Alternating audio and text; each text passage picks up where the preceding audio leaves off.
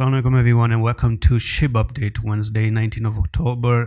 The bear flag is still in effect. We got the bear flag on the weekly time frame. All I'm looking at is a technical target that is pending for SHIB, and that's going to be from the top to the bottom right there, and we're looking to actually come down to 850 or 847. Okay, so at the moment it is how it is right now. On the daily time frame though, we completely yesterday told you there's no any buying power.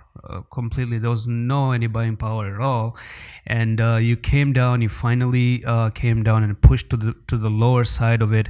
And I told you that you could still try to hold this a little bit, but there was never any volume. The volume is the food. The volume is the food, and I never even traded it to begin with.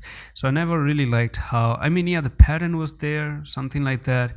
But then again, even if you're trading something, always use some stop loss and use some risk management.